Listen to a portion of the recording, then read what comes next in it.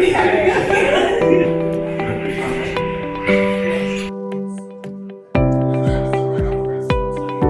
that is not his fault. The institutional framework is happening and will not be released on Monday. Financing to take that back. The isolation center where they are admitted.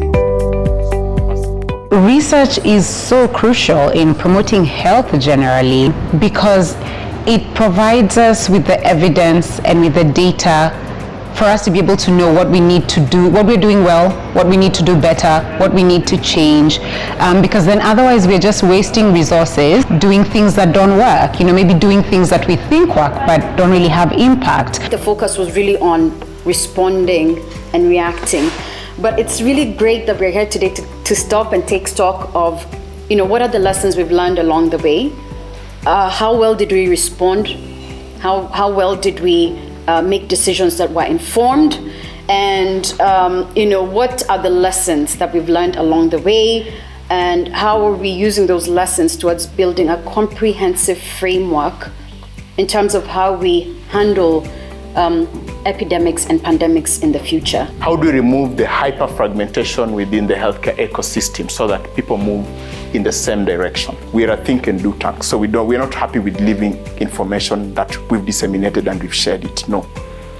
We actually need to start figuring out how can we translate this, how can we move it to the next levels. When people work together is that we avoid wastage of resources, of time, and duplication of interventions and programs across the different countries. So there's room for making better use of the resources that are available on both sides.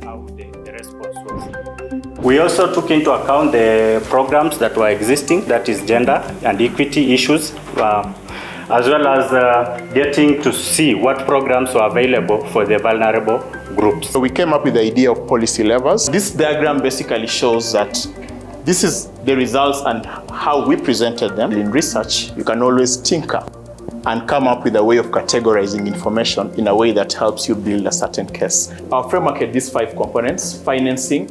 This is basically movement of resources, the actual operationalization of resources, provision of services during COVID services and non-COVID services, standards, oversight and regulation, and then community response and behavior. So that's basically how we wanted to look at it. So policy response with respect to these 5 categories. I think government is able to innovate and adapt if you're able to come up with a conversation that then brings both of you to the table with common interest. Government is actually very open to working with private sector, to working with associations, to working with healthcare workers, and they do listen. One of the biggest changes is that we're learning that we need and we must coordinate everything we do. COVID, if anything, has taught us how to do this at a whole new level. We now have a forum where we sit together, Ministry of Health, Foreign Affairs, Livestock. We sit together with Research Nacosti. We all sit together to make decisions when it comes to public health emergencies. I strongly feel the study was timely in the sense that we were able to gather evidence about a pandemic, which was a new thing in the country, and also be in a position to be able to collect data on something that was evolving. And that just brings us back to the policies that were formulated at that time and how relevant were they to the population.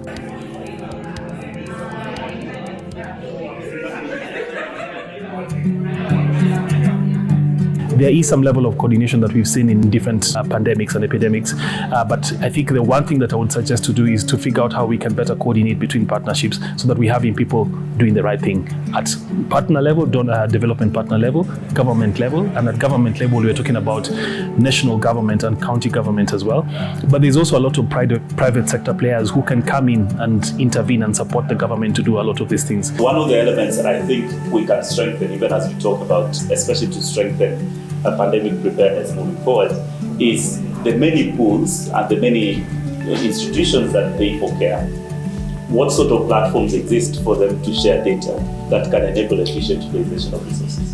while the pandemic exposed us, and what this study showed was that our over-reliance on external capacity is there, it actually also opened up our eyes to the idea that we actually have a lot of internal resources that we're not harnessing simply because we're not coordinated sufficiently, especially across the entire healthcare space. So how can MOH raise enough resources internally? I am a firm believer that there's a lot of resources internally, but we do not know where they are, and we do not know how to bring them together for the same cause.